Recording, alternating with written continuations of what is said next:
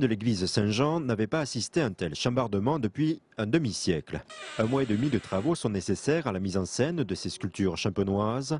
Le choix du lieu est prémédité. Nous exposons en fait quasiment une centaine de sculptures. Nous avions besoin d'un espace extrêmement important et il y avait aussi le souhait de laisser un lien entre ces œuvres et ce pourquoi elles ont été créées. Il ne faut pas oublier que donc, ces œuvres du XVIe étaient créées pour orner les églises. Ces sculptures proviennent de l'Aube, mais également de la Marne et Haute-Marne. L'Aube a été choisie pour cette exposition champenoise car ces artistes rayonnaient au-delà des frontières.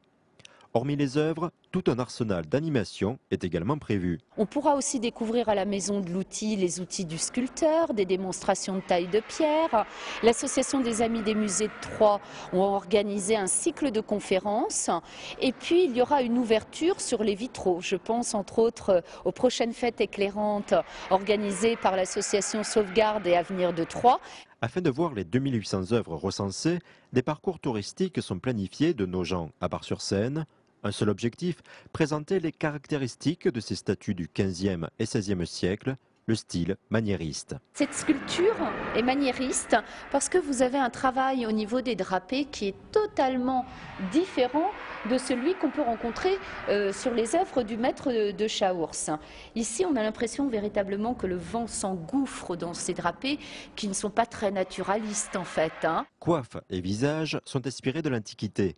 Avec l'appui du musée du Louvre, un comité de 13 scientifiques a travaillé sur une présentation qui va au-delà du style. Mais on vous raconte aussi quel était le contexte social, le contexte économique, ce pourquoi ces œuvres étaient réalisées. Il y a aussi tout simplement le fait de prendre du plaisir quand vous allez croiser des regards qui vont vous interroger, vous allez être complètement captivé par des couleurs, vous allez avoir l'impression qu'une œuvre va bouger parce que le mouvement est parfaitement restitué par le sculpteur.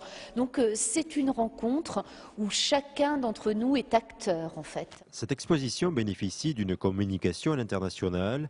Un site internet a d'ailleurs été spécialement conçu pour ce rendez-vous. Le président du Conseil général ira lui-même défendre l'expo à Paris le 10 février prochain au Palais du Luxembourg.